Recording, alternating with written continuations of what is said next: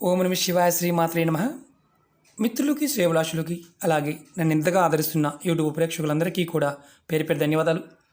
మిత్రులరా, మీ అందరికీ పరాదేవత ఎల్లవెల్లలా మీతో ఉండి మీ మనోవాంఛ నెరవేర్చాలని మనస్ఫూర్తిగా కోరుకుంటున్నాను. ఈరోజు మనం శనివారం రోజు 4 చిన్న చిన్న ఉపాయాలు చేయడం వల్ల మీ నిత్య జీవితంలో మీరు ఎదుర్కొంటున్న అనేక రకాల ఇబ్బందుల నుండి బయటపడతారు.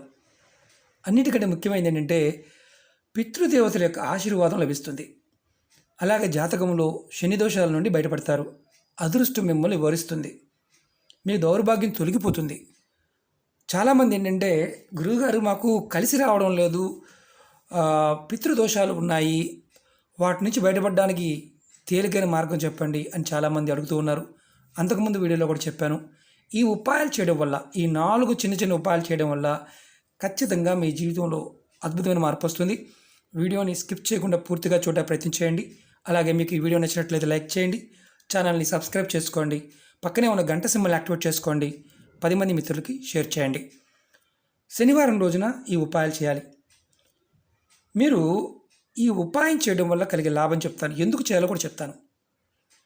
ఎవరి జీవితంలో అయితే ఎప్పుడూ మీ ఇంట్లో గొడవలు అవుతూ ఉన్నా, పెళ్ళి కావాల్సిన వారికి వివాహం లేట్ అవుతూ ఉన్నా, చేస్తున్న పనుల్లో ఏదో ఒక ఆటంకం వచ్చి డబ్బు నీళ్ళలా ఖర్చు అయిపోతూ ఉన్నా, అలాగే ఆకస్మిక సంఘటనలు, అనుకోకుండా యాక్సిడెంట్ జరగడం, ఇంట్లో వాళ్ళు ఎవరైనా మరణిస్తూ ఉన్నా, ఆపదలు అనేవి రావటం, తెలిసిన వాళ్ళే కుటుంబ సభ్యులు శత్రువులుగా మారటం, అలాగే డబ్బు చేతిలో అంటే మన దగ్గర ఈరోజు ₹1,00,000 ఉన్నాయి, అవి ఎందుకు ఖర్చు అవుతున్నాయో తెలియకుండా ఖర్చు అయిపోవడం, తర్వాత మళ్ళీ డబ్బుల కోసం వేరే వాళ్ళ దగ్గర అడగటం, అప్పులు చేయటం, ఇలా జరుగుతూ ఉందంటే జాతకంలో మీకు శని భగవానుడు నిత్యంలో ఉన్నాడని అర్థం. అలాగే రాహుకేతు దోషం కలిగి ఉందని అర్థం.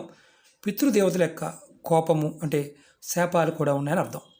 ఇలాంటి సంఘటనలు ఉన్నప్పుడే మీకు ఇలాంటి పరిస్థితులు ఏర్పడతాయి. ఈ ఉపాయం అంటే ఏదైతే ఈరోజు మనం చెప్పుకోబోయే 4 ఉపాయాలు, మీరు ఏదైనా ప్రయత్నం చేయవచ్చు. ఈ ఉపాయాన్ని ఆడవారిని మగవారిని చేయవచ్చు. ఆడవారు నెలసరి సమయంలో చేయకూడదు.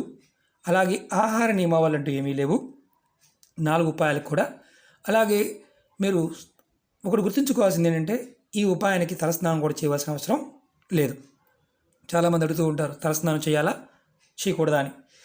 ఈ ఉపాయాన్ని అంటే ఈ 4 ఉపాయాల్లో మీరు ఏదైనా ప్రయత్నం చేయండి. మీరు ఈ ఉపాయాన్ని శనివారం ఉదయం నుండి సాయంత్రం 6 లోపు ఎప్పుడైనా చేయవచ్చు.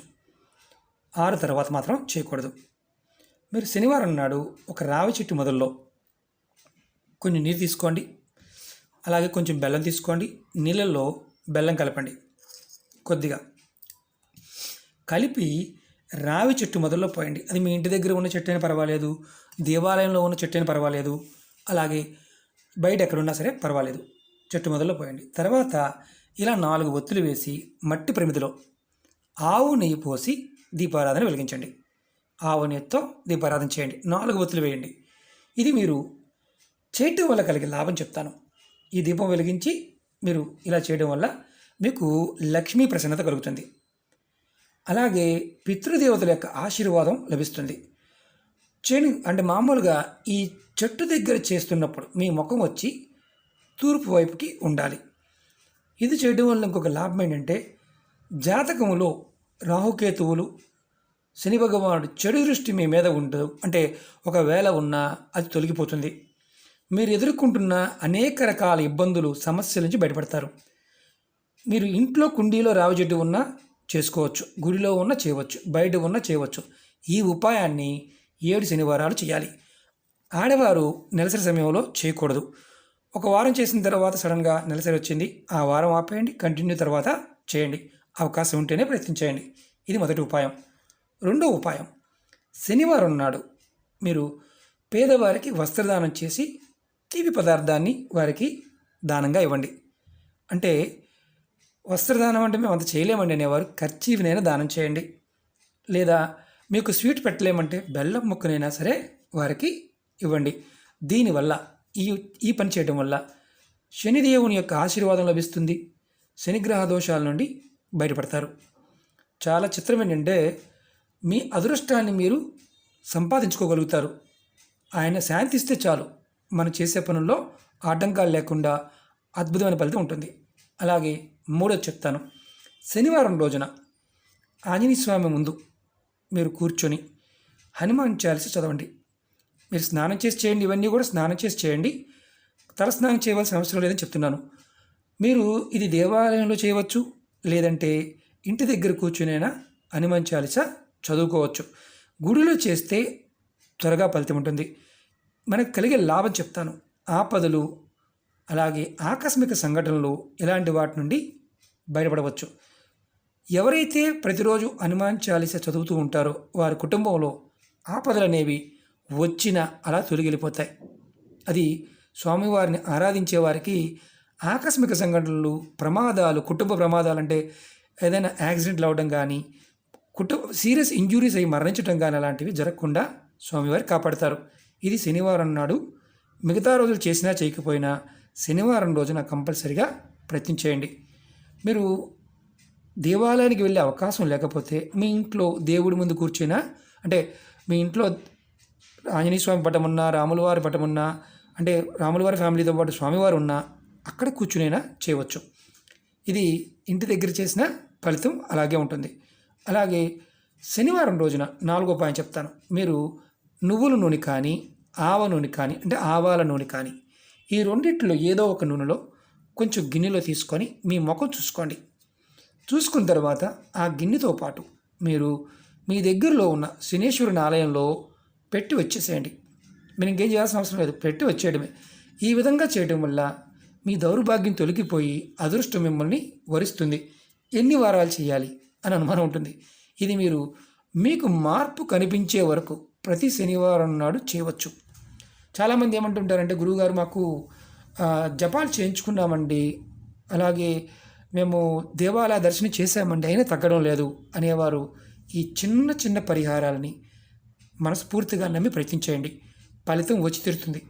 ఒకటేంటంటే, ఈ చిన్న ఉపాయాలు చేయడం వల్ల మీరు ఏదైతే ఎదుర్కొంటున్నారో సమస్యలు, ఇబ్బందులు, కష్టాలు, నష్టాలు, ఆర్థికమైనవి, కుటుంబపరమైనవి, ఇలాంటివి జాతకంలో ఉన్న దోషాల వల్ల, అలాగే పూర్వ కర్మలు, శాపాల వల్ల కూడా వస్తాయి. పితృదేవతలు కనుక మనకి ప్రసన్నత లభిస్తే మన జీవితంలో ఎదుర్కొంటున్న అనేక రకాల సమస్యల నుంచి తేలికగా బయటపడతాం. చాలామందికి ఏంటంటే భయపడుతూ ఉంటారు. కొంతమంది కుటుంబాల్లో మరణించిన వారిని, అంటే తల్లిదండ్రులు కావచ్చు, వారు ఏదో చేశారని వారిని ఎప్పుడు దూషిస్తూ ఉంటారు. మరణించి వారు వెళ్ళిపోయి ఉంటారు, కానీ ఉన్నవారు మాత్రం ఎప్పుడు వారిని దూషిస్తూ ఉంటారు. ఆ పని పొరపాటున చెయ్యకూడదు. మరణించిన వారిని ఎవరైతే ఉన్నారో వారిని దూషించడం వల్ల మహాపాపం చుట్టుకుంటుంది, పితృదోషాలు పట్టుకుంటాయి, కుటుంబంలో సంతోషం ఉండదు.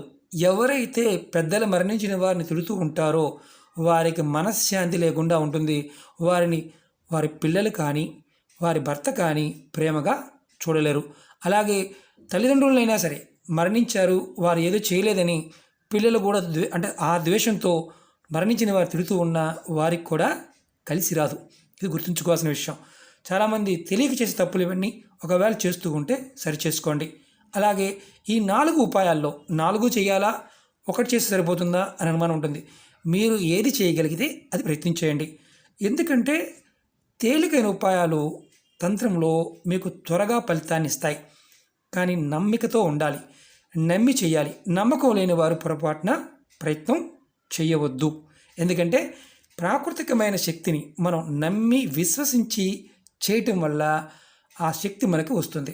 మనలో ఉన్న మానసిక శక్తి ప్రేరణ కలుగుతుంది, ఖచ్చితంగా పని అవుతుంది. చాలామంది అడుగుతూ ఉంటారు, మాకే ఎందుకు వస్తున్నాయి ఈ కష్టాలు అని. మనం ఏది చేసినా తేలికైన పరిహారాలు చేస్తున్నప్పుడు నాకు ఫలితం వస్తుంది అని చెయ్యాలి. వస్తుందా రాదా మీరు ఎవరైనా చేసి చెప్పండి, మీరు చెప్తే నేను చేస్తామనే వారికి జీవితకాలంలో ఫలితాలు రావు. కారణం ఏంటంటే సాధన లేకుండా ఏదీ కూడా మన దగ్గరికి రాదు. మనంతటికి మనంగా ప్రయత్నం చేసి విశ్వాసంతో ఉన్నప్పుడు ఖచ్చితంగా భగవంతుడు మనకు సహాయం చేస్తాడు, ప్రకృతి మనకు సహాయం చేస్తుంది. దౌర్భాగ్యం తొలగిపోయి అదృష్టం మిమ్మల్ని ఖచ్చితంగా వరిస్తుంది. మిత్రులారా, మీకు ఈ వీడియో నచ్చినట్లయితే లైక్ చేయండి, ఛానల్ని సబ్స్క్రైబ్ చేసుకోండి, పక్కనే ఉన్న గంట సింబల్ని యాక్టివేట్ చేసుకోండి, 10 మంది మిత్రులకి షేర్ చేయండి. ఓం నమః శివాయ, శ్రీమాత్రే నమః.